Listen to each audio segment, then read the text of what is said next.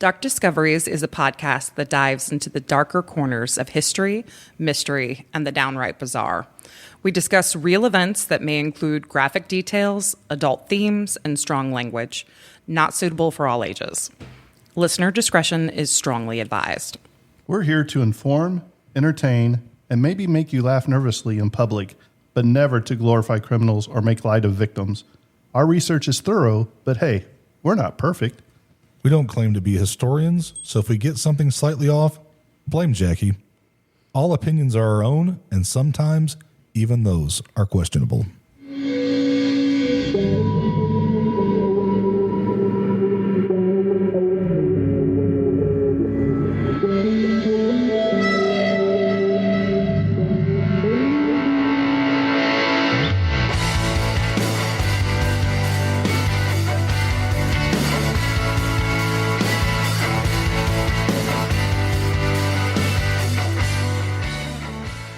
All right, guys, welcome back to Dark Discoveries, the Forget-Me-Not series. I'm your host, Jimbo, and I'm joined today once again by...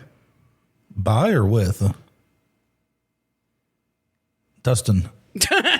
And I am Jackie. So once again, we've come to the more serious episode that we talk about. But before we get started, we did have a real-life scary situation with Jackie. So, Jackie, we're going to give you this opportunity to go ahead and tell the audience what happened to you and your family. Yeah. It's a little bit ironic that we are doing this today because we had kind of a close-to-home encounter in the past week. I was home with my daughters while my husband was out farming. And while we were home, a gentleman came into our house. It was pretty alarming. I have two young girls, and he stepped back enough that I don't know why, but I grabbed my phone and I started speaking through our doorbell camera, and I told him we were recording, and I asked him what he wanted. And he immediately froze and said, "I'm sorry, I'm looking for my mom's house." And he backed up and he took off running down the street. So we called the police. Police came. They actually knew the gentleman. He unfortunately suffers from some drug use and schizophrenia. And so we took a little bit of time and just kind of collected ourselves, got ourselves back together. My girls are fine. I'm fine. We made a report, and I'm very thankful for doorbell cameras. To this moment, I'm not sure why we thought of it and what made me grab it, but it was just enough to keep him from coming fully into the house.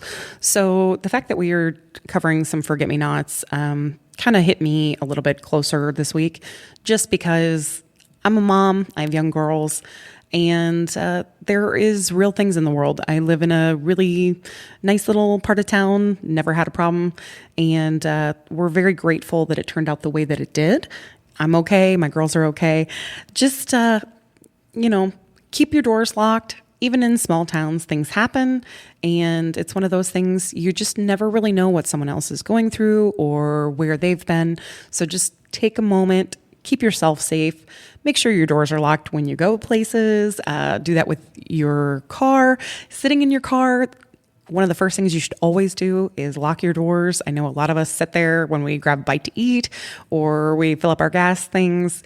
For your own safety, for your own peace of mind, tell yourself, tell your loved ones, follow these. Lock doors, keep honest people, and use your doorbell cameras, friends. That's good. Yeah, not everybody's out there your friend. Mm-hmm. And it's very sickening and sad when things happen, especially to children. As we know, that's why we're doing the Forget-Me-Nots, that people take advantage of stuff like that. And with all the sex trafficking of little people, it just breaks my heart. So Jackie has tonight's Forget-Me-Not. This is a Jackie-centered episode, if you can't tell. So we're glad that she's finally stepped up to the plate. So Jackie, take away the Forget-Me-Not episode and tell us who we're talking about this week. All right. As you all know, we are Indiana natives, and we covered a really beautiful case about Serenity, and we wanted to follow up on one that is a little close to home, but surprisingly, none of us had even heard of this case until we started looking up this investigation. And her name is Ja'Niyah McMichael. Ja'Niyah McMichael is a 13-year-old from Gary, Indiana. She's been missing since August 11th of 2024, so not even a year. She was last seen at home and was reported missing by her mother, but conflicting accounts suggest that she might have disappeared earlier. Her grandmother claimed no contact since June. Initially, she was thought to be a runaway, so a silver alert was not issued until September 5th. Wow. Yeah, this delayed the search indefinitely, as you can imagine. The FBI and Gary police conducted a search on October 5th, but no updates have followed. Ja'Niyah's family history raises further questions as past ties to organized crime and alleged services involving child service protections have questions, and they've all surfaced. The case has attracted public attention with the advocacy. I cannot say that word. Advocacy? That's the one. All right. Thank you. See, I can say words you can't. I know. Every once in a while, Dustin gets something right. There's a lot more words you can say that I can't. That's So good. From the missing and lost traffic and the USPA's involvement. Volunteers, however, report facing resistance, including encounters with alleged gang members, and they are offering an award to encourage the public to come forward with any information. So we're going to kind of dive into this. The FBI has taken over this case, which is not a normal situation for a missing child. As a matter of fact, she is on one of the 10 most wanted FBI cases to solve right now. So this is a very active case, but not a lot of information is out there. So what I have investigated is a little bit scarce. However, her father has opened up on many details that have not really been released too many places, and we were actually getting a lot of firsthand knowledge from her actual father. So we're going to start with the day she went missing. Ja'Niyah McMichael, 13, was reported missing by her mother, Jasmine McMichael. According to the official reports, Ja'Niyah was last seen on the evening of August 11th, 2024, their home of the 1300 block of Malcom X Drive in Gary, Indiana. She was last seen wearing black pajamas, a black hooded sweatshirt, red and black shoes. She's approximately 5'2", 100 pounds. And Ja'Niyah was due to start the new school year the next day prior to this report. So a silver alert, as I had mentioned before, was originally delayed. A silver alert was not immediately issued in the connection with Ja'Niyah's disappearance. Ja'Niyah was originally believed to be a runaway, and according to local media coverage, that was the reason why they did almost a 3-week delay, which there's a big reason why she was not considered a Amber Alert. It's because she was considered a runaway, not an abducted child. still, that shouldn't matter on that because Absolutely. that's 3 weeks that it didn't get attention. Absolutely. Because you get those Amber Alerts go out and it hits. I believe where we're at, we get that far up because it's statewide, isn't it? Correct. It's nationwide. Yeah. So when you get that, like you at least have some information. So if there was a vehicle or any information, you waited 3 weeks. So there's nothing. Right. But how many times do you see people go and report to the police that, hey, my daughter's missing, especially when they're like 16, 17, 18, 19, and they're like, It's better to be safe. Well, they're just, but I know, but they'll tell you, go home. And if she's not back, within 48 hours, 48 I think, then you hours. got to call us and come and file out missing report. I'm lying. Sorry. She's been gone 48 hours. Yeah. Why'd you wait so long? Because you ain't going to do nothing for 48 hours. We've been doing it ourselves. Well, the Gary police requested the assistance from the Indiana State Police. That is actually what pushed the silver alert through because they could not authorize it on their own. So it took 3 weeks for the Indiana State Police to actually initiate this. So part of that is Gary's fault, but a lot of it is the state of Indiana took that long to issue it as well. So if anybody listening is like really well versed in law, you may start a petition and see if we can't at least submit something to change some of this, because if it saves one person, it's totally worth every ounce of effort. Absolutely.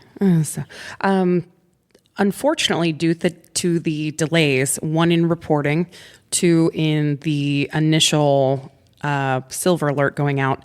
The FBI did not show up to do the initial investigation of her house until October 5th of 2024. So we're talking 2 months after her disappearance. The FBI and the police executed a search warrant on Jasmine McMichael's, which is Ja'Niyah's mother, her residence where Ja'Niyah was last seen. The FBI Indianapolis spokesperson said the search was conducted by the Gang Response Investigation Team, a specialized task force within Northwest Indiana. Since then, authorities have not provided any additional updates to Ja'Niyah's case. So since the FBI is involved, again, there is a large cloak of secrecy and quiet to go on. So the FBI hasn't released anything that they found on that search? They have not released much, but I do have some facts on that search that we will get to. I want to get through some of this, and then we'll go back and go over some of it so it all makes a little bit more sense. So there is media advocacy that draws public attention to Ja'Niyah's case, and we have to thank the founder, Pebble Wilson, because they are a huge advocate for the missing and lost and trafficked. So if you get a chance to check out Pebbles Wilson, she is massive in this community in trying to find people. And Ja'Niyah's case has been brought forward because of her. So the founder, Pebbles Wilson, has been personally following Ja'Niyah's case and has dedicated a tremendous amount of time and effort, money into investigating this. Through her research, she was actually able to locate Ja'Niyah's estranged biological father. And in doing so, she got a very exclusive interview, which is where some of the facts that I'm getting ready to tell you are coming from. Rogers claimed, which Rogers is the biological father, claimed that in February of 2024, officials of the Indiana Department of Child Services contacted him to report Ja'Niyah had been raped. They were conducting an investigation into her living conditions. Unfortunately, due to this, it was a family member. And so Ja'Niyah's biological father was contacted as they were investigating the home life that she was living in. It was not anyone in the home, but it was someone she was related to. There's also a serious division amongst Ja'Niyah's family as to the date of her disappearance. Her mother, Jasmine McMichael, reported Ja'Niyah went missing August 11th of 2024. The report was filed August 12th of 2024. Ja'Niyah's maternal grandmother claims that none of Ja'Niyah's extended family had heard or seen from her since the second week of June 2024. The time frame would coincide with the end of the 2023 to 2024 school year. So there has been quite a bit. There's a statement from Brian Fitzgibbons that says, "I want someone who saw Ja'Niyah during school vacation this past summer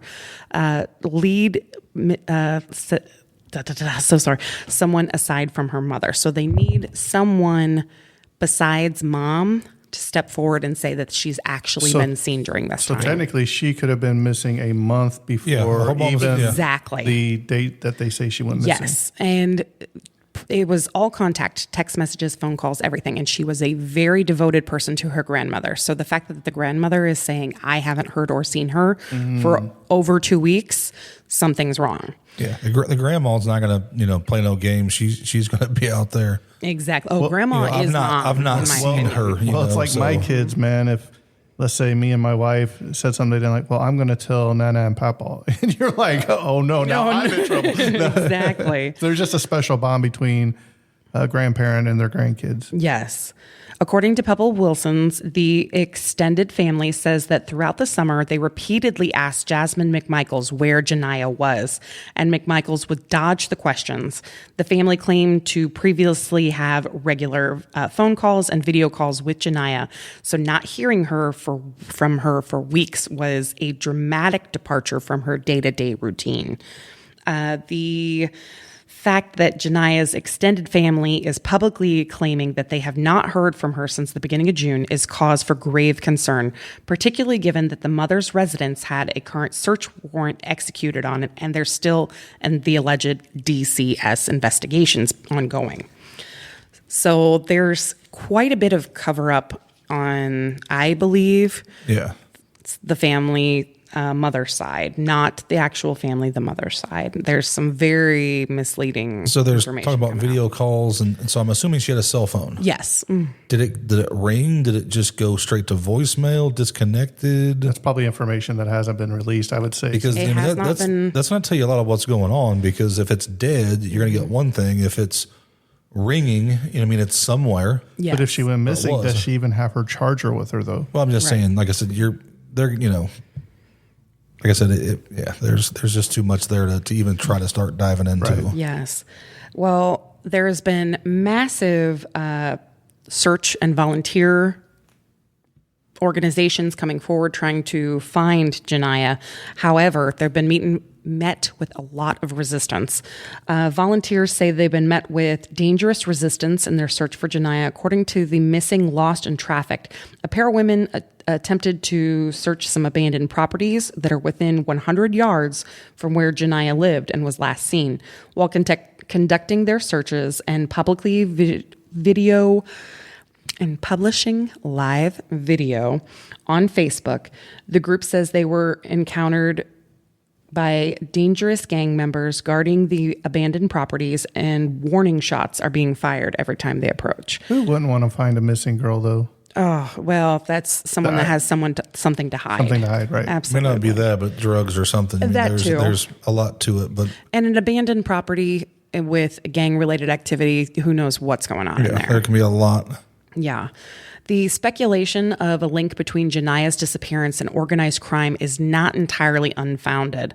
In July 2015, the United States Attorney David Kapp announced charges for threat of force against a witness. Both Jasmine McMichael, Ja'Niyah's mother, and Delia Goro, her grandmother, they allegedly confronted a witness in retaliation to the murder case that was brought against Ja'Niyah's uncle, Anton Lamont, James Hammond of Indiana. In November of 2018, Anton James, a member of the Latin King street gang, pled guilty to racketeering, conspiracy, and murder of Martin S. Hurtado Sr. So there is some gang-related activity within the family, and that has caused a lot of backlash trying to investigate properties, because not only is it rival gang territory they're going through, but it's also people standing up for their own groups. With any missing person case, there's naturally a number of unanswered questions. Ja'Niyah's disappearance brings a unique set of questions. The family's connection to organized crime, the disagreements on the dates Ja'Niyah was last seen and heard, and the fact that they did not see or hear from her all summer. What her friends are saying they saw of her throughout the summer. She was reported missing August 11th only because she was expected to be returned to school the next day, which is what a lot of her schoolmates were saying. Someone in Gary has to have some information. If you do have any information on Ja'Niyah McMichael, you are encouraged to contact the Gary Police Department at 219-881-1201, or you can text or call the USPA Missing Persons Unit at 786-509-7135. So there is currently a petition going on. I cannot condone or discredit this by any means, but they would like the FBI to release more information on the case in an attempt to bring out someone else to talk about Ja'Niyah. It is a demand for the Gary Police Department to update the public records and the FBI to coincide with that. If you would like to look at that, by all means, please go to change.org. Currently, they have 774 signatures. They want to get to 5,000 so that this actually can be investigated. Well, when this episode releases, we'll put it on our Facebook page, and that way people can sign it if they want to. Absolutely. So some strange things during this case. Unfortunately, 4 months prior to Ja'Niyah's missing, she was raped, and there are allegations that she was pregnant. CPS was involved due to the fact that this was a sexual assault, and she was now carrying a child. Now, was this the rape stemming from her family member? Yes. Okay. Yes. So again, as of June 2024, all communications stopped, which is extremely strange because she was not reported missing until August 11th. Mom acts extremely out of character in all the videos that she posts. I actually sent it to the guys, and I did not tell them a word about this case until right now. And I said, I just want your honest opinions in some way, shape, or form. How did you guys feel about watching her? The body language and the eyes are definitely, I don't want to say hiding something, but they know more than what's being said and told. Mm-hmm. What I got from it is, if you remember the Chris Watts case, where he basically murdered his wife and his 2 children, and then the police come over to his house. You can watch the documentary on Netflix. It's just kind of like the same. I'm not calling her a murderer, but I mean, there's just something in the way that they talk. Her body language and her words are opposite of one another. It's very strange. And it was like, hey, just come. We just want you to come home. You're not going to be in any trouble. She says that about 30 times, I think, in the video I seen. Yes. You're not going to be in any trouble. Well, maybe that's why she ran away. Maybe something wasn't adding up there. So to me, I have more questions than answers when I watch a video like that. So yes, it doesn't feel like a runaway. But did any, I'm sure she has friends. Do we know any, like her living situation, like the house she lives in? Is it an apartment? Is it like close neighborhood? Do you know? That I don't know. Now I do know some strange facts. I know that they had a Ring doorbell that was not working, and she left in the middle of the night. So how did they get a description of what she was wearing? Unless that's what they knew when she was in bed. I mean, if she had to go to school You're for the gonna next wear day, shoes though in bed. like Jackie, let's take your daughters. So your 2 daughters are getting ready to go to school the next day, especially your older one. On the first day of school, what do? You make sure everything's packed, like all the extra Kleenexes and sanitizer and all that. You have to have all that together. And then what do? You put your kids to bed early. Yes. Right? So they would know that she had on the black pajamas or whatever. But then when you say she had a sweatshirt, I think she had a sweatshirt, and shoes, sweatpants, shoes. That's where it gets either it was all missing or that could be. Yes, but apparently there's several items missing from her room, which we'll go into that in just a moment here. So October was when the home forensics were finally conducted. So we're 2 months out at this point. She was reported missing August 11th. It's believed to be missing as far back as June. So her mother was recorded stating on the 911 call, reporting her missing, I hate to say it, but they're probably going to do something to her. And that's why Ja'Niyah is just not going to come home. Who says that? I would be panicking if I woke up and found my child gone. Right. If you have a month to get ready, you're going to have time to go over what you're saying. But to say they're probably going to do something to her, and this is why Ja'Niyah is not going to come home. Right. I don't know who she's referring to. Unless it's just a blanket, they basically whoever. Very much so. Them. Yeah. So unfortunately, there's some strange things when this investigation in October came and they did the home investigation. Ja'Niyah's bed had no sheets or blankets on it when the investigators searched the home. 2 months later, had none of it. And apparently the mom said, "Oh, I'm washing them." Most parents are going to leave their kids' room the way it was. Exactly. Yeah, happens. you're praying they come back that day. Yeah. The mom then showed them Ja'Niyah's room where things were missing in the closet, and all the contents of her book bag were dumped out and scattered. So it looked like she had grabbed her clothes from the closet, dumped them into her brand new book bag, and bolted. But why is there no sheets on the bed? And when they checked the laundry, there was nothing going on, didn't smell like laundry had been done, anything. It's all stated in that actual report. So that to me is extremely disturbing. When asked about the bedding, Mother Jasmine said that she just put them in the wash, is the quote on that. So then the first place the investigator goes is to the wash. Mm-hmm. Is it in the washer and dryer? Is it trying to cover up Yeah. evidence that was there that's not want to be seen. Yeah. I mean, why would you wait 2 months and then suddenly do bedding? Yeah, It so just doesn't make it's okay sense now. to me. I can wash her stuff. Yeah. Well, let me ask you a question, though. Okay. So, devil's advocate here. Let's say something happened where let's say she was killed in her room and they wrapped her up in her sheets and blankets and buried her or whatever. Why wouldn't you put something new on the bed if you did something, instead of saying something like, I went to the wash? Why wouldn't you put a new sheet, a new bedding on there? Yeah. Especially if you had a whole month since she's been missing. 2 months before they did the home investigation at that point. Right. Yeah. What, I mean, has it been that way without a sheet on it for 2 months? That's just it. I mean, even prisoners give their people a sheet and a blanket. I mean, what's going on? Did she have any siblings that lived with her? Yes. Yes. So another really weird, I don't want to say coincidence because I don't know if it is a coincidence, but another really weird thing that happened is another woman went missing in Gary, Indiana around the same time as Ja'Niyah. And this woman was 9 months pregnant.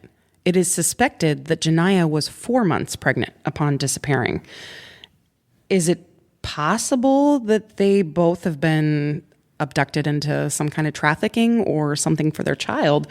Emma Baum is 25 years old and she lived less than 1 mile from Ja'Niyah and went missing October 10th at 9 months pregnant. Her case remains open as well, and I believe that we just need to cover her too, because how in the world did 2 pregnant women go missing less than 2 months apart? And less than a mile from each other. And less than a mile from each other. There is something really sinister there. It's going to be on the same street or a road over. I mean, a mile's not that far. No, absolutely not. Well, there is those people that, I don't want to sound cruel, but there is people that will pay for parts of children. If I can say that tastefully. Yes, absolutely. So the day that Jasmine, Ja'Niyah's mother, reported and found that she was missing, she stated that the front door was ajar and the back door was unlocked, which that to me is a bit of a red flag too, because why would a door be ajar unless they were trying to be really quiet? But it also looks a little bit staged in my personal opinion. I have no fact to back that up. I just feel like you could leave a door unlocked and not have to unlock both and leave one open. That's just... And especially if you're in Gary, Indiana, you're going to make sure your doors are locked. Let's face it. It's pretty rough up there. It is a rough area. There's a lot of gang activity. It was actually a murder capital of the United States for a long time. And the fact that how much is abandoned, like you said, is ridiculous. Absolutely. But if you come through the back door, you get in there where you're not seen as much. And then you walk casually out the front door. Yes. And it's not too far from Chicago, let's not forget. Yes. Well, like I said, you got Chicago, Toledo, Ohio is really not that far away. Detroit, there's lots of hubs for human trafficking that's not that far. We're talking hour and a half, 2 or 3, 4 hours. You got the Great Lakes up there too. It's not too far from a ship either to get up to Canada. Yeah. Anything with water tends to have high levels of child trafficking. And then you wait that long. Can a canine get a scent? It's been that long. You wash the evidence away. If there was anything in the bed that you could have possibly linked to something. Absolutely. So as we know that the reports state that Ja'Niyah is potentially 4 months pregnant at this point. The reason why Jasmine, Ja'Niyah's mother, believes that she's run away was due to a fight that they had about this. Ja'Niyah wanted people to know the truth. She wanted the CPS involved because she was now pregnant from rape, and she wanted CPS involved to protect her, to protect this child.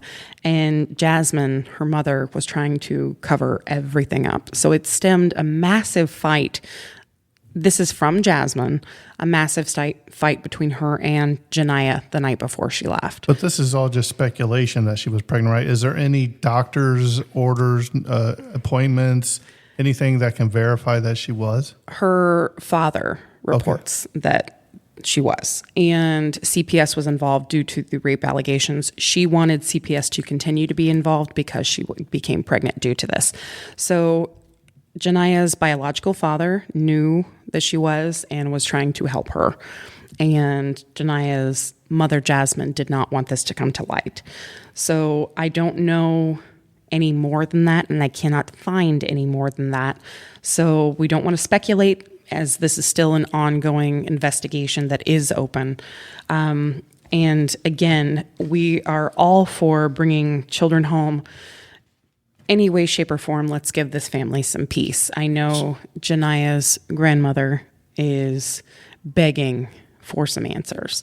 There is a $20,000 reward currently offered by the FBI and the city of Gary for anything that can bring her home. Please, anyone with tips or information, you can leave it with the FBI, you can leave it with the Gary Police Force, and I am very happy to go ahead and get that information as well, and we will post that on our social media. And by all means, share it everywhere you can, because yes. You don't know if it is human trafficking, where these kids are going. Mm-hmm. So the more places their face is popping up, there's more of a chance that somebody could possibly see something. Absolutely. And I'm even going to throw this out there. If you want to message us, email, maybe you don't feel comfortable going to the FBI or the police because of something in your background, you can send us an email and we will get in contact with the authorities. So if you want to email us at darkdiscoveriespod@gmail.com, we would be more than happy to pass on that information for you. Absolutely. If you would like to speak to the Gary Police Department, please 219-881-1201. Again, we would love for any information that could lead to Ja'Niyah's whereabouts. She is a child that is insanely intelligent, smart, beautiful. She's been through some rough things, and she's been around some very unfortunate situations. Let's get her home and let's give her some peace. Right. So remember, if you see something, say something.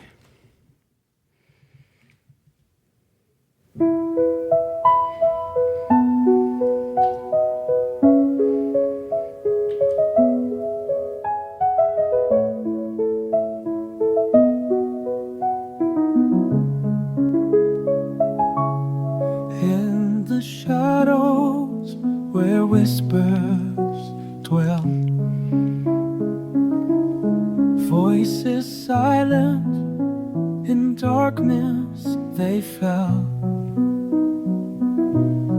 Missing yet not forgotten, their dreams like stars. See something, say it clear, together we'll bring them near. Every story and face, a piece of love remains. Hold them close, join the light we've gained. Their spirit lives on, we've got them caught in. Together we'll shine, never let them go.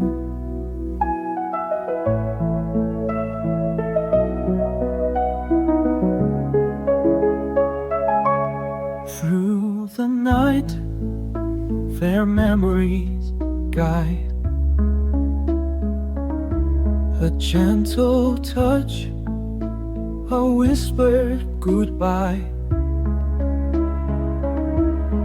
Every tear, every smile, a part of us stays. In the light we find what we may. Every whisper, every sigh, in our hearts they'll always lie. Their presence felt, their love we see. In the shadows we're free.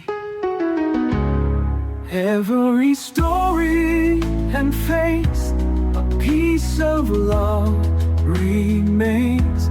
Hold them close, join the light we've gained. Their spirit lives on, we've got them caught in. Together we'll shine, never let them go.